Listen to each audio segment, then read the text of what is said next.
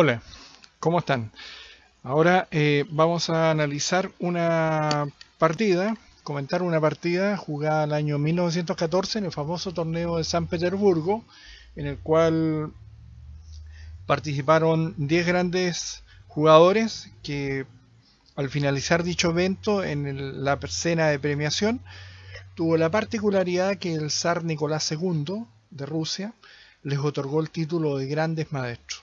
De ahí viene de esa fecha, el día 23 de mayo de 1914, la titulación de grandes maestros. Este evento se jugó del 21 de abril al 23 de mayo y participaron 10 grandes jugadores que se dividió en dos rondas y la segunda ronda final correspondió a enfrentamientos entre el campeón del mundo, Emanuel Lasker, jugando alternativamente contra Tarras, Alekhine y Capablanca, saliendo vencedor Capablanca, digamos Emanuel Lasker en el primer lugar, segundo lugar Capablanca, tercero Alekhine y cuarto Silver Tarras.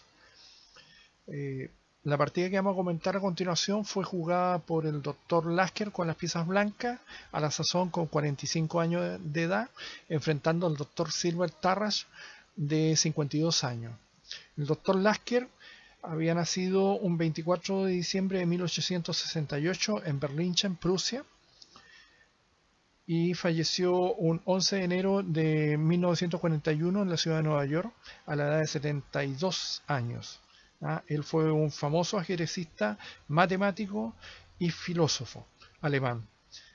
Fue amigo personal de Albert Einstein y fue el segundo campeón mundial dentro de la historia del ajedrez.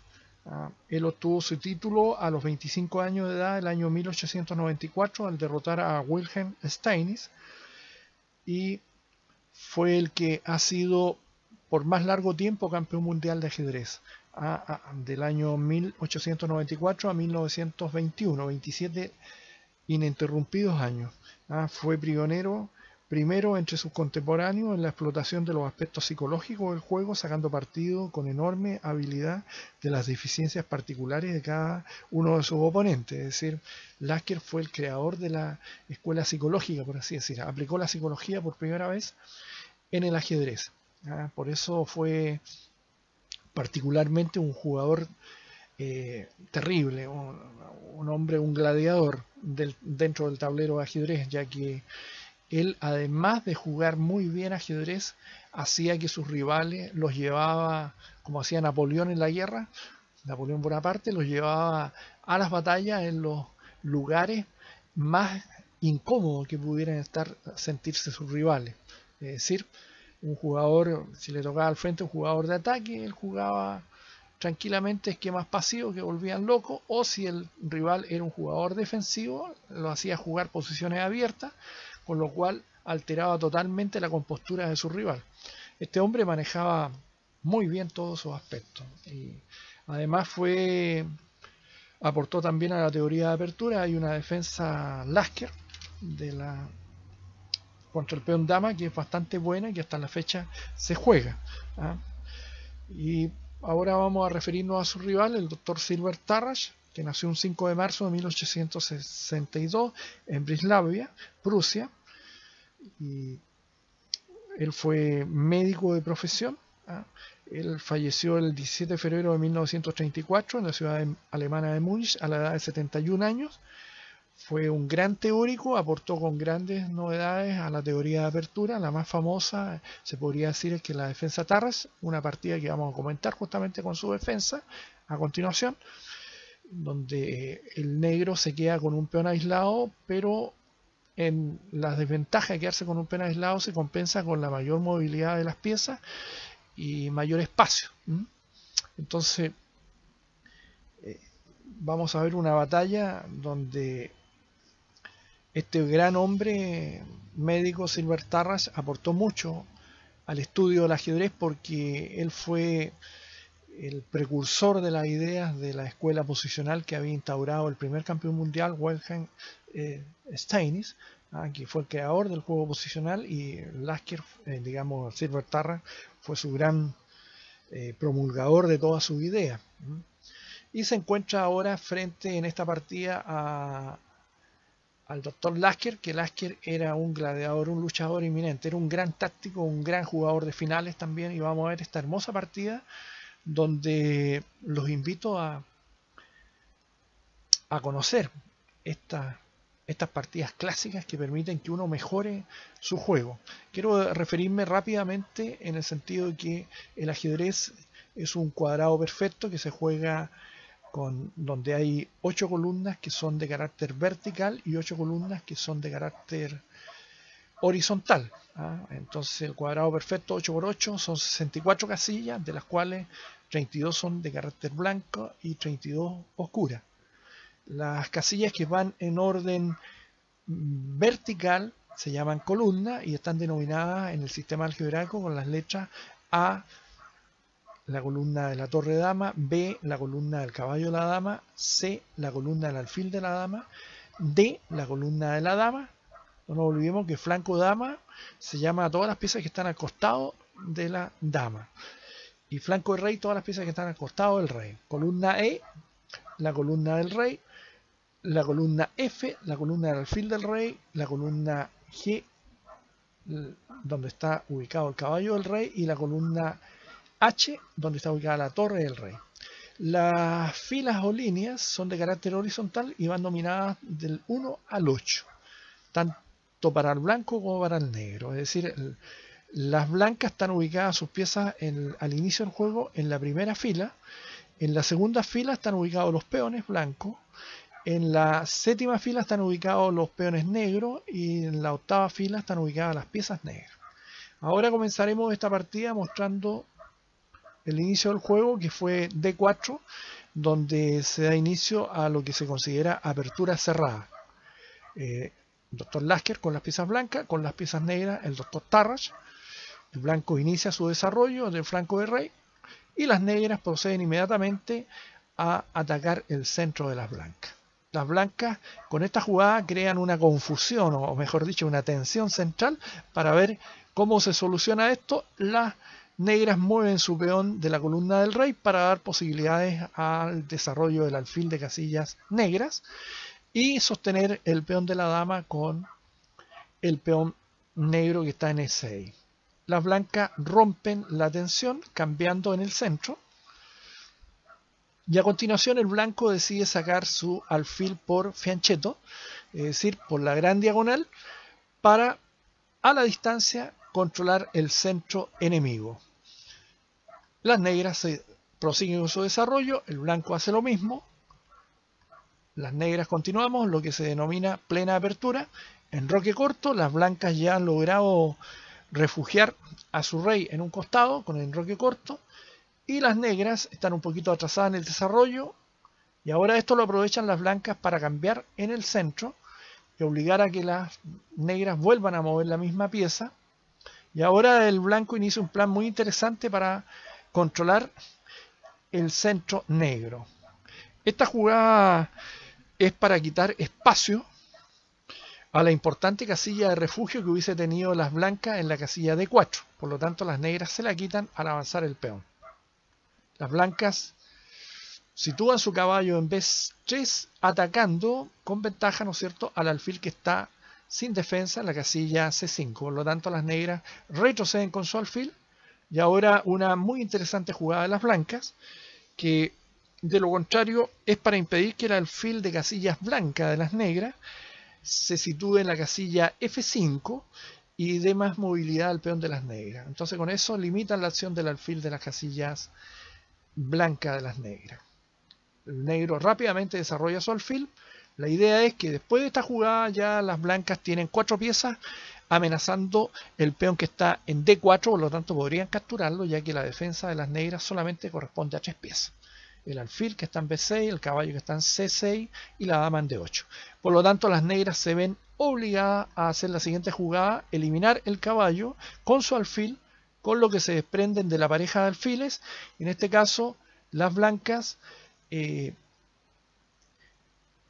al capturar, podemos decir que en este momento las blancas tienen una pequeña ventaja, que es la pareja de alfiles en una posición abierta. Es donde podemos decir, obtienen su mayor efectividad los alfiles.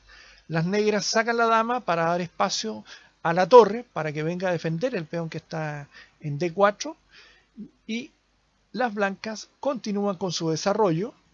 Nótese que el peón que está en la casilla E2, es decir, queda libre para que las negras pudieran capturarlo, pero sería un tremendo error porque después de dama de E7 por E2 vendría torre E1 y la dama negra caería al estar en la misma columna con el rey. Por lo tanto, las negras se enrocan y ahora las blancas, haciendo caso omiso de la defensa del peón en E2, inician el ataque, las hostilidades en el flanco de dama. Las negras con buen criterio no capturan el peón que está en E2, porque si lo capturan vamos a iniciar este pequeño ejercicio que es muy sano para desarrollar la capacidad de análisis, la capacidad de cálculo en el ajedrez. Es decir, no nos olvidemos que en el ajedrez pieza tocada, pieza movida, por lo tanto uno tiene que pensar muy bien la jugada antes de tocar la pieza. Acá en este caso, si las negras tomaran dama por E2, vendría la fuerte movida torre E1, impidiendo que la dama retrocediera por la misma columna y solamente dispondría de la diagonal para refugiarse en la casilla A6, en la columna A6. Y después de alfil F1, las blancas ganan en todas las líneas. Eso la pueden ver para que ustedes investiguen, pero es muy interesante. Las negras hacen caballo E4, pretendiendo eliminar el alfil de las casillas negras de las blancas, pero las blancas con muy buen criterio retroceden y protegen la casilla F2. Las negras llevan su torre a la torre A D8, pero cometen una pequeña imprecisión, porque si hubiesen previsto lo que seguía, la hubiesen jugado a la casilla C8. Al jugarla a la D8, van a cometer esta pequeña imprecisión que va a justificar el ataque de las blancas. Nótese que este es uno de los temas, digamos, estratégicos más complicados, el saber qué torre mover, qué caballo mover, qué alfil. Y eso se gana con los años de experiencia. Aún los mejores jugadores del mundo a veces tienden a cometer estos errores. Ahora a continuación, las blancas avanzan su peón. Nótese que el peón está protegido por el alfil en E1 y la torre en A1. Por lo tanto, son dos piezas que protegen y dos piezas que supuestamente estarían atacando. Por lo tanto, ese peón no se puede capturar. Las negras tienen como única alfil C5. Ya que si el alfil hubiese retrocedido a C7, hubiese venido dama por B7, cayendo un peón. Por lo tanto, lo llevan a alfil C5 para con la dama que está en E7 mantener la protección del peón que está en B7. Ahora el blanco continúa con su extraordinario plan, el cual es debilitar la diagonal donde está el alfil de casillas blancas, que está en G2, y toda esa diagonal que llega hasta A8 es de dominio y quiere ser de dominio del alfil de casillas blancas, de las blancas. Por lo tanto, las negras no se ven en otra condición que tomar este peón. Y las blancas, con muy buen criterio, llevan la torre a la columna C, que es una columna abierta, ya que no hay peones en ella. Nótese que la torre blanca que está en D1 está ocupando lo que se llama una columna semiabierta, porque hay un peón negro todavía. Esa es la diferencia entre columna abierta y columna semiabierta. Bien, las negras, volvemos a tocar el tema, tienen que ubicar la torre en C8 para defender el caballo que está en C6 sin defensa alguna. En este minuto queda defendido. Y ahora las blancas inician un plan muy interesante, caballo H4, donde la amenaza de las negras de las blancas es muy simple. Alfil por caballo E5, dama por E5 y torre por C5. Se caería el alfil, que quedaría sin defensa después de ser eliminado el caballo de las negras. Por lo tanto, las negras retroceden con el alfil, buscando refugio en B6, y las blancas avanzan con su caballo hacia el centro, atacando la dama negra, la cual tiene que moverse en la misma columna para seguir defendiendo el caballo que está en E5. Y a continuación las blancas hacen esta muy bonita jugada, alfil por E4, se desprenden de la pareja de alfiles, eliminan el alfil que defiende las casillas blancas del enroque, con lo cual generan una debilidad, pero que las negras no van a tener tiempo de poder explotar. Dama por E4, caballo D6, y acá tenemos lo que se llama una horqueta, es decir,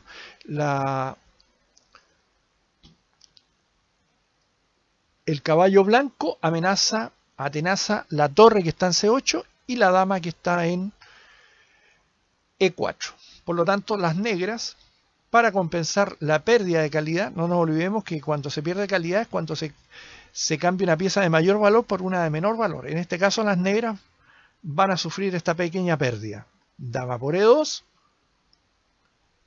caballo por C8, torre por C8, dama D5, muy buena jugada, donde ya el negro no tiene tiempo de jugar, ¿no es cierto?, dama por B2 por el peón, porque se le caería el caballo que está en C6. Así que rápidamente las negras retroceden ofreciendo cambio de dama, pero las blancas retroceden también, evitando el cambio hasta que ellos estimen pertinente. Las negras rápidamente se dan un aire para evitar el famoso mate del pasillo, y las blancas sitúan en su alfil en una mejor diagonal para permitir también que la torre que está en D1 vaya a E1. Ahora las negras contraatacan inmediatamente, molestando la posición de la dama blanca que está en F3, y el blanco aprovecha en este instante para cambiar las torres, dando un jaque, captura la dama, dama D4, centralización, y atacamos el caballo. Y las negras, acá viene la parte conceptual de los pequeños errores, cuando los jugadores que están jugando a la defensiva, generalmente no, cuando la tensión es muy grande en el combate, pierden un poco la orientación, y un poco lo que buscaba Lasker, llevar a complicaciones tácticas a su rival donde no se manejaba tan bien. Caballo D7, inmediatamente la torre debe ocupar la columna para posteriormente invadirla y causar estrago en la posición de las negras. Las negras ahora cometen una pequeña imprecisión donde llevan su dama a la casilla F8, que lamentablemente deja sin protección el caballo que está en D7. ¿Cómo se aprovecha de esto el blanco? De la siguiente manera: alfil por H6. ¿Cuál es la idea? Que si las negras capturan G por H6, vendría un jaque en la casilla G4, dando jaque como torre al rey, y como alfil la dama blanca capturaría el caballo. Es aquí donde viene nuevamente el tema de las propiedades de las piezas. Cuando uno sabe manejar muy bien las piezas, vienen todos estos aspectos tácticos donde uno puede sacar provecho. Y los jugadores que se manejan muy bien en esto es porque tienen un conocimiento cabal de la propiedad de las piezas. Obviamente que el negro no quiere eliminar mayor cantidad de piezas porque la torre blanca entraría con toda tranquilidad en la columna abierta, la columna C. Por lo tanto, cierran ese espacio y amenazan la dama blanca, y que si se mueve mal le capturarían el alfil que está en H6, en este momento en prise del peón en G7. Pero la dama va a G4, impidiendo que el peón de las negras capture dicho alfil, ya que el peón está sujeto a la posición porque está el rey de atrás, el rey negro, y dejarían jaque a su rey, y sería una jugada ilegal. Las negras avanzan y atacan la dama blanca. La dama se juega a G6 y dama F7, provocando un cambio de damas, pero mejores condiciones para las blancas. Se procede al cambio, y ahora tenemos que las piezas blancas están bastante bien situadas. Eso sí, si hacemos un balance de la posición, hay un peón de más por parte de las negras, ¿no es cierto? Y las blancas se dan cuenta que el plan estratégico sería crear un peón de paso en el flanco de rey, y las negras ya tienen un peón de paso, que es el peón aislado, que está en la columna dama, en la casilla D4, y que ellos tratarán ahora de crear también las negras otro peón de paso para dificultar al máximo la ventaja que tiene de calidad su oponente. Veremos cómo se plasman estos planes. La primera jugada de las negras va por ese rumbo: ¿dónde colocar la torre? Está amenazado, y ahora veremos y vamos a mostrar qué pasaría si el blanco comete el error de jugar la torre a C2. Se encontraría con esta fuerte jugada, caballo E1, que amenazaría la torre y posteriormente se situaría en F6 dándole un jaque al rey blanco y ganando el alfil que está en G5. Por lo tanto, la importancia de saber mover la torre, ¿no es cierto? Entonces, ante esta situación, el blanco mueve la torre a B1, impidiendo que el caballo actúe en la casilla E1. Rey E6, las negras, acá viene la pequeña compensación que tienen las negras, la centralización más rápida de su rey, a diferencia del rey blanco que todavía no puede entrar en juego. El negro rápidamente invade las casillas centrales, pero las blancas empiezan a bloquear el acceso hacia la parte central del tablero por parte del rey negro. Rey D5 parece que va a ingresar, pero nuevamente el blanco, en forma acertada, impide que el rey pueda progresar en su avance a la posición central para, digamos, poder lograr avanzar el peón que está pasado en pleno centro. Ahora las negras van a lo que había mencionado anteriormente, creación de dos peones pasados. ¿Cómo lo van a hacer? Van a cambiar el peón que está en la columna A doblado por el peón que está en la columna B de las blancas. Y después de ese cambio, entonces tendrían dos peones de paso. El peón pasado que está en la columna A y el peón pasado que está en la columna D, creando interesantes situaciones de compromiso para las blancas. Pero el blanco, con muy buen criterio, se da cuenta que su ventaja está en el flanco de rey, ya que el rey, al estar en el centro del tablero, ha dejado en total abandono el flanco de rey, y eso le va a costar la partida. Caballo C5, sigue con su idea el negro, el blanco prosigue con su idea, y ahora un pequeño detalle, a no perder nunca el estado de alerta en ajedrez. Al avanzar las negras el peón a D3, crean la posibilidad táctica que el caballo de las negras en un momento pueda jugarse a la casilla E4, generando un jaque a la descubierta con el alfil en B6, donde el rey blanco tendría que moverse y las negras capturarían el alfil que está ubicado en G5. Ante esto, las blancas juiciosamente mueven su rey a F1. Ahora las negras prosiguen con su plan A4. Las blancas, que tienen todo contemplado muy bien, capturan, el negro captura, y ahora la táctica al servicio de la estrategia, como decía Alexander Kotov, gran maestro ruso. Alfil F6, maravillosa jugada. El peón no puede capturar al alfil porque el peón de la columna H de las blancas llega inexorablemente a coronar una dama en H8. Por lo tanto, las negras se ven en la eventualidad de tener que retroceder y el alfil captura impunemente el peón que estaba en G7. Rey F7, alfil retrocede y tenemos que las negras mueven su caballo para defender el peón que está en la columna dama, pero después de la jugada torre D1, las negras abandonan. ¿Por qué abandonan? Porque no hay nada que impida en este momento que las blancas sitúen el alfil en D4, cambien el caballo y capturen el peón de D3, que no tendría defensa.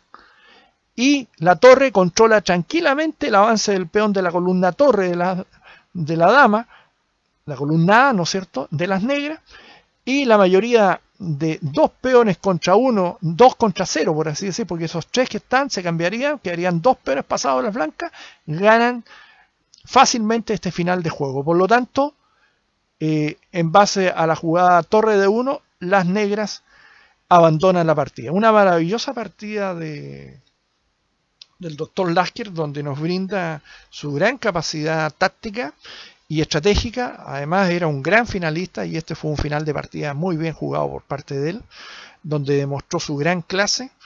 Y bueno, vamos a seguir mostrando partidas para que uno vaya aprendiendo el manejo. Esta partida tuvo la particularidad de mostrar el par de alfiles y cómo en un momento dado uno se puede desprender del par de alfiles para obtener una mayor ventaja de posición. Como decía Wilhelm Steinitz, las ventajas posicionales se van acumulando a través del desarrollo de la partida y permiten que finalmente uno obtenga una ventaja definitiva y gane dicha partida. Ha sido un agrado poder mostrarle esta hermosa partida de juego, que en breve vamos a estar mostrando más de estos geniales jugadores. Eso es todo por hoy. Buenas noches, mis queridos alumnos y afición en general. Eso es todo.